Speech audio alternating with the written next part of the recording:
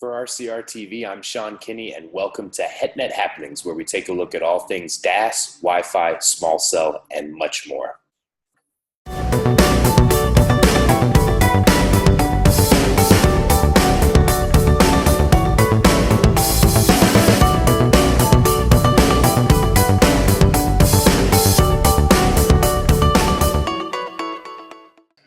All right, well, welcome back to HetNet Happenings. And this is our final episode of 2015. They're going to give me some time off over the holidays, but I'm really looking forward to some great shows for y'all right out of the gate in 2016. First up, we're going to be in Las Vegas for the Consumer Electronics Show. So we'll bring you an episode of HetNet Happenings from the show floor there in Las Vegas. And then in February, we're going to be over in Barcelona for Mobile World Congress, which is always a great source of just really top-notch content. So I look forward to bringing you guys into that show. But for now, last week I was out in San Diego at IEEE Globecom. This is one of their flagship events that they host each year. And, IEEE, obviously a standardization body. So a lot of the discourse was around 5G, which we'll get to later in the show. But first, I wanted to give you kind of a high-level overview of IEEE Globecom. The theme this year was connecting all through communications. So we were joined by IEEE's general chair for the event, who's also an SVP over at Qualcomm. That's Ed Tiedemann. So Ed and I talked a little bit about some of the key themes from the show this year. Let's take a look at that. For RCR Wireless News, I'm Sean Kinney, and we're here at IEEE ComSoc's Globecom event. This is one of the organization's flagship events, and we're here with the event chair, Ed Tiedemann. So Ed, thank you so much for taking a minute to tell us a little bit about Globecom. And I really wanted to start by asking you about the theme of this year's event, connecting all through communication. What does that mean? Yeah, well, connecting all through communications is really trying to evoke the Internet of Things, the Internet of everything. And I think you all know, for many years we've thought about our laptops, our cell phones being connected wirelessly. But now we're in sort of this movement to connect everything from light switches. Of course, we know about thermostats, but refrigerators, all of our house devices, plus then a lot of the devices in the industrial environment. Things such as we've been talking about electric meters, water systems. Our example of a few, we're talking about vehicular communications, vehicular infrastructure communications, but it's evoking the connecting of all and everything via communications technology. Yeah, and speaking with some of the vendors on site here and looking at some of the demonstrations and listening to the panels, it really is pointed how transformative the Internet of Things promises to be both for consumer and industrial applications. So as the Internet of Things starts to take off and really gain mind share and gain market share, what are some of the things that IEEE is doing to further that goal of connecting all? Yeah, well, IEEE really has a large fraction of it, and a lot of what the Communications Society does is about the dissemination of information in the technical community. This dissemination of information comes in many forms. IEEE Communications Society puts out, I think, over 20 publications.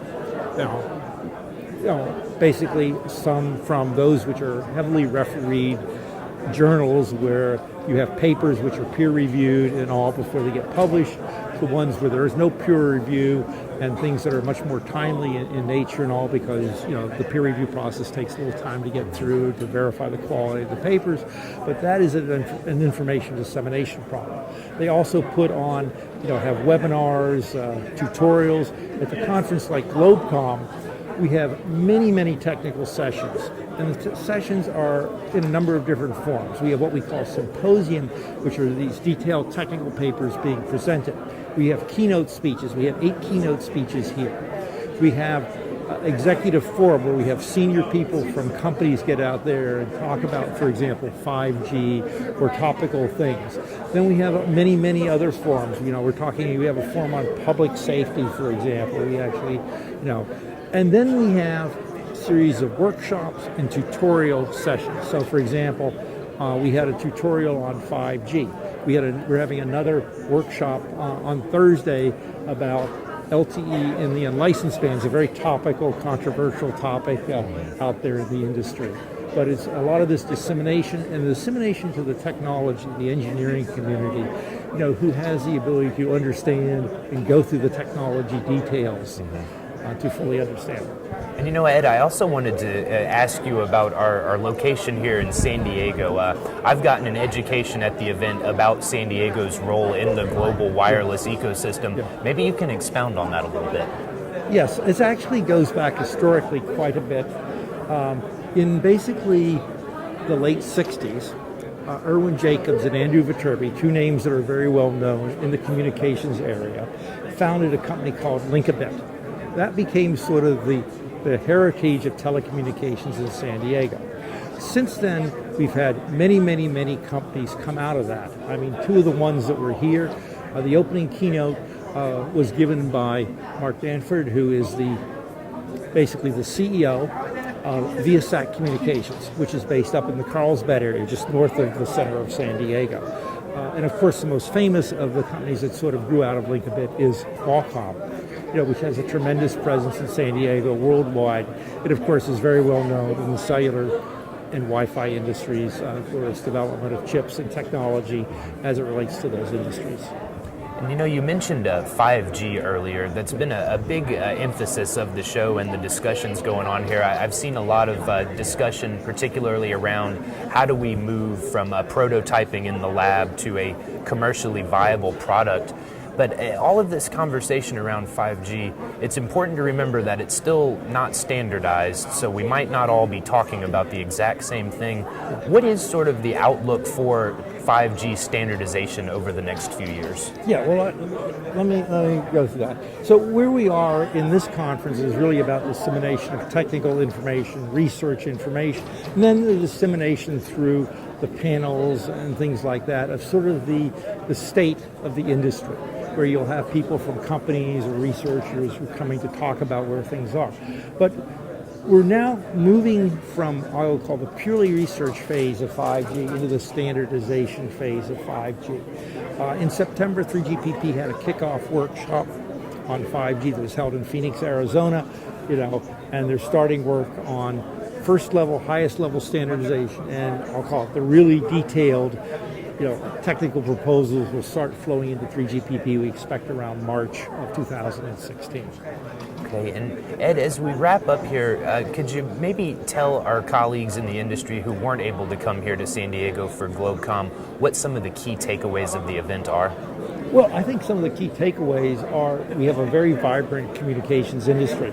We have a tremendous turnout here in San Diego. Now, maybe that's partially due to San Diego, the great weather, the great scene. We look out here on the San Diego Bay, beautiful location, but it's also the vibrancy and the interest in things such as 5G. We're also seeing, in some sense, a resurgence in interest in satellite communications for delivery of internet services to rural areas, and even Mark Dankford was talking about, satellite delivery into, more than just the rural areas by satellite communications, with the sophisticated technologies that are coming online. But we're seeing a tremendous interest in that, tremendous number of papers. We had more than, I think, around 2,900 papers being submitted to this conference, and about 950 were actually accepted for presentation at this conference. So you can see the large amount of research being generated in this field, and of course, the 950 being accepted means the filtering down to the better papers to actually be presented. Well, Ed, thank you so much for taking us through all the good work that's going on here at Globecom. Okay, thank you very much. Now, you heard Ed and I talk a little bit about 5G in that short clip there, but we wanted to talk a little more in depth about what's going on. And the key takeaway from this next clip we're going to watch is that from Ed's perspective, from IEEE's perspective, 5G has moved from the research phase to the standardization phase. So really some exciting movement in that arena ahead of commercialization, maybe 2021 rather. But let's hear from Ed about the work that IEEE is doing in regards to 5G. All right, Ed, we talked a little bit earlier about 5G, and I know there are a lot of activities here at Globecom that are dedicated to 5G. Can you tell us a little more about those? Oh, it's a tremendous amount of discussion on 5G. on Sunday morning, there was a whole tutorial session, which the room was overflowing. They actually had to expand the room, where some of the team at Qualcomm, who's actually developing the technology for 5G, gave a half-day, basically, tutorial on their vision and also what's happening in the industry on 5G. We've had a number of other panels. We had a panel yesterday on when will 5G be real, by industry leaders and experts talking about their view of when we're actually going to see 5G, and people are talking about, as I said, it's going to go into standardization, starting standardization work. But, maybe the first commercial systems around 2020, we'll see. There's also been, as part of 5G, a lot of people have been talking about millimeter waves in 5G. So we've had a lot of papers on millimeter wave, and we've had a number of panels that have been focused on 5G and millimeter waves. Then we have a whole exhibit hall over here where there's a number of companies actually presenting and showing demonstrations of some of their technology that is related to millimeter wave and 5G, as part of it. So, people talk about, is 5G part of, is 5G going to be millimeter wave? Is 5G part of, millimeter waves are going to be part of 5G. My view is millimeter waves are going to be a component of 5G, but 5G is going to be very comprehensive in terms of technology. And I think one of the things that really was very interesting that Seiji Onoue here, who was the NTT Docomo CTO, a company which has been very much in the forefront of many generations of technology and now 5G, is talking about his visualization is not that 5G is a new OFDM or CDMA, not one of these 4 or 5 letter keywords, but the refusion of many of the technologies that we know of already, but into something bigger and better than what we have today. And that in itself will create the innovative step that we're going to have much, much better wireless communications through 5G. That was a very interesting keynote, and for the viewers at home, that is available on the Globecom playlist on our YouTube channel. I'd encourage you to take a look at that. Yeah. And Ed, I guess what I'm curious about, when we consider 5G, to my wit, densification, huge part of it, more efficient spectral use, and more spectrum. That's where this millimeter wave comes in. But the technology aside, what is the transformative promise of 5G, and what does it mean for the way that you and I live and work? Well, you left out one key component here in talking about technology related to 5G, and I would call that what we call MIMO. Absolutely. Okay? But it's more massive MIMO. Okay, and massive MIMO really means large numbers of antennas. And with large numbers of antennas, we're going to be able to get very sharp, narrow beams, pencil beams in almost the extreme. Okay, and in fact, really one of the very interesting things that happened here today was Tom Marzetta, who actually has done some of the fundamental work in MIMO and massive MIMO, actually received the award as an IEEE fellow at our award ceremony, basically yesterday at lunch. But going back to this, how's it going to be for the user? We talk about sort of 3 pillars of 5G in some sense. One of them is massive broadband communications. Okay, that's basically more of what we get, higher performance, lower delay, better throughput for what we have today, from our handsets, our cell phones, and particularly better coverage, and uniformity of coverage. And that is one of the key aspects that people are talking about. Another key aspect that people are talking about is clearly the Internet of Things. Being able to connect to the huge numbers of devices that are out there, or people are thinking that are being out there. We hear estimates of 50 billion devices in a few years, whatever it is. And then the other thing is really very reliable communications, so that you can actually trust the public communications, the public wireless communication systems with what one would term mission-critical usages, so that you have a very high probability of actually getting that communications through in almost any environment. Great, Ed. Well, thank you so much for giving us a look at some of the 5G discussion going on here at IEEE's Globecom. Okay, great. Thank you. There was a lot of great conversation, panel discussion, keynote discussion at the IEEE Globecom show, but there were also some very good demonstrations on the show floor that I wanted to share with you. So in this next clip, we're going to take a look at 2 of these demonstrations. This first one, you're going to hear from Qualcomm about what they're doing with license-assisted access and then LTE Wi-Fi aggregation, with the end goal here being just push more bandwidth into your smartphone.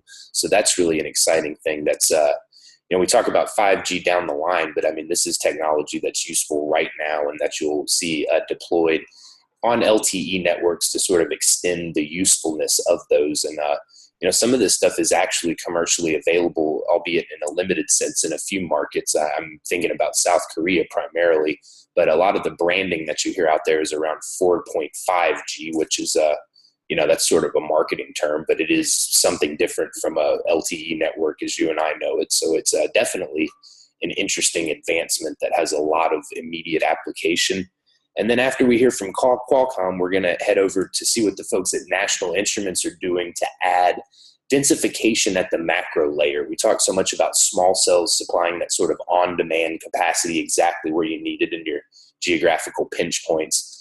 And that's really interesting, but there's some school of thought that's somewhat controversial too, that small cell could sort of fade away if we're able to successfully deploy MIMO at the macro level to just add so many more antennas that the macro capacity is such that you don't really need that spot capacity. But again, that's, like I said, somewhat controversial. We had an episode a few weeks ago from the Texas Wireless Summit where we heard from Tom Marzetta about that, if you want to go back and check out that episode. But let me get to it here and let's take a look at these demonstrations. First, we're going to see what Qualcomm's doing with LAA, then we're going to see what National Instruments is doing around MIMO prototyping. Let's take a look.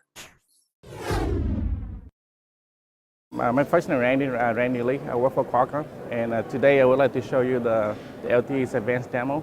And this is the demo here. Is basically we show the extending the benefit of LTE Advanced to the unlicensed spectrum using the license access access we call LAA. So basically, this is the as you know that LTE here we use on the licensed band. We can use the same thing for the regular LTE, and as we refer to the primary component carrier (PCC), and on the licensed side. On the unlicensed side, we refer to the SCC, secondary component carrier. So, with the LTE Advanced here is the benefit that we will show you between the Wi-Fi and LAA, and we also met all the features like the listen before talk. And for the features, CCA and the CUP is in place. And the main important thing here is we want to show the fairness to all the Wi-Fi with the coexistent Wi-Fi. So we want to show that we are a good neighbor. We're not impacting the Wi-Fi at all. But in the meantime, we show the capacity gains. And what it all does about it here is we want to show the network capacity, then user experience. Because all users already care about the throughput, or again with the higher data rate throughput. So in here, we have like 5 different steps, and we're going to show you through all the steps here. So as you can see, the first step, which is all the Wi-Fi. As you can see, it's all the Wi-Fi nodes. And you can see the color here, Wi-Fi, it's all Wi-Fi. The reason we show the Wi-Fi here is just for the baseline. You see what is, let's say in the deployment, we have all Wi-Fi. How much throughput are we getting now? And then the next step, we show you the difference between each steps. So right now, you can each Wi-Fi, and this is the color here is still one deployment, like one operator deployment A, and then the pink color is deployment B. And each node here is like 12 megs. And each node, they can see each other. Basically, they can hear each other pretty well. So that means they have to know when to listen, when to talk, when to transmit data, so they don't collide, avoid the whole collision here. And then we have another node here, just the Wi-Fi. This is standalone Wi-Fi. So this slide we show that, okay, this is the Wi-Fi. We are a good neighbor. We don't want to impact this guy. So that's what the whole thing for here. And the next step is the LTE LAA Wi-Fi. So if you notice here, if we go to these steps, okay, so we go these steps. Everything will be the same, deployment A, everything the same, deployment B, except this guy we convert to LAA. Why? We want to show the difference between the node with Wi-Fi and the node we will convert to LAA. You can see the throughput is totally different. You see 13 or before here, and now we convert to LAA, we get 19 megs. And do we impact the Wi-Fi? No, Wi-Fi remain the same. we don't impact the neighbors, the Wi-Fi neighbor. So that is the first steps. Now, if you can see, if we go to the next steps, basically I was increasing the more area node. So right now, the second step only do one area only. Now the third step, I'm gonna make the 3 nodes area. So the deployment A will remain the same. Deployment B, so this cell, remember the last step, these 2 will be Wi-Fi, right? Now we convert to the area. So all these 3 nodes, 1, 2, 3, become area now. So look at the throughput. You get 20 meg for each. Significant performance throughput increase. And the Wi-Fi, slightly even better. Before it was like 11 something, now it's 12 meg. So we're not impact the Wi-Fi at all. And then we go to the next steps. So the next step here, we want to make all of them is become the LEA. So you can see now deployment A and deployment B, they convert from the Wi-Fi to the LEA. So you can see everybody is increasing. And guess what, the Wi-Fi, the neighbor is still doing even better. We were like 12 meg, 13, now becoming 14. So the whole thing is we're not really, we show we are a good neighbor. We're not impacting Wi-Fi at all. Why? Because we can see each other. We know when to send, when to transmit, when to listen. That's the benefit. The main point here, we want to show for operator, we want to show the network capacities we increase and increase the user experience. And now the last steps, we want to convert.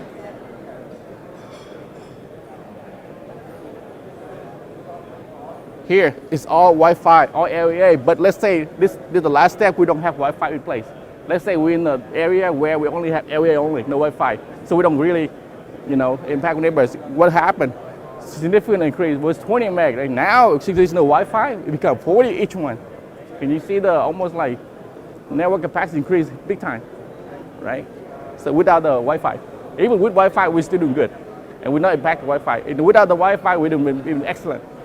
That's the whole purpose of the game, that LEA, compared to the Wi-Fi. And then another important point here is LEA. We had the better coverage compared to Wi-Fi, and also mobility is more robust, seamless mobility. Hand over. Good afternoon. My name is Sev Kamensky, and I'm with the Application Engineering Specialist Group at National Instruments. So here we have a demonstration of a massive MIMO real-time prototyping system that is based on NI-USRP and LabVIEW Communication Suite technology. So as we have limited spectrum, MIMO systems become important in the development of next generation of base station technology. So here we have an example of a 16 antenna base station. We have 8 USRPs that have a total of 16 antennas that is our base station. We also have 3 user devices that transmit data to the base station. So we have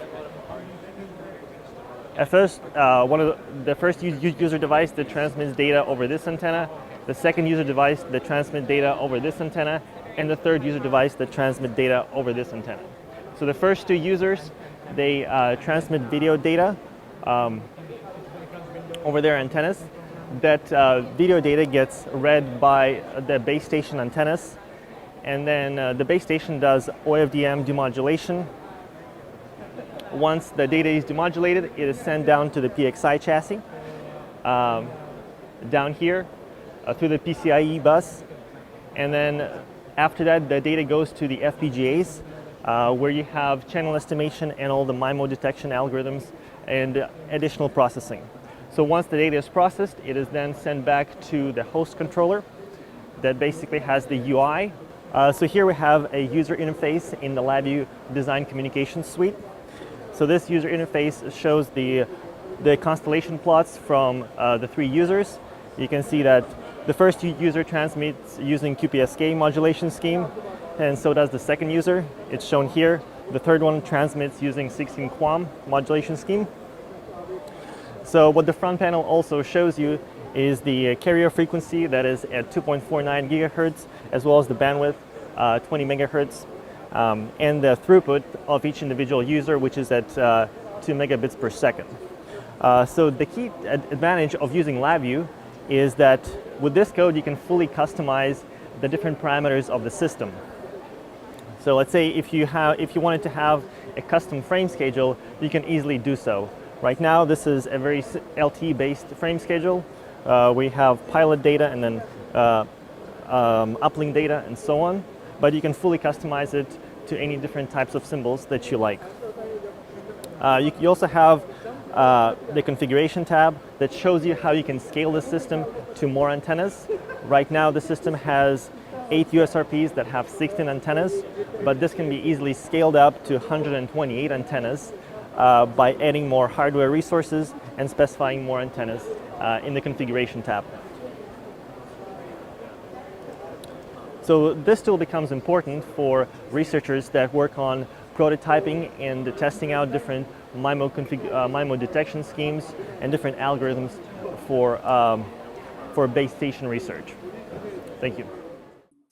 Well, that was just a little peek about some of the things going on at IEEE's Globecom event, which was last week out in San Diego. I've got a lot more multimedia content posted up on the RCR Wireless News YouTube channel. We've got panel discussions, keynotes, a lot more from the show floor by way of demonstration. So I'd encourage you to take a look at that because it really is an important show.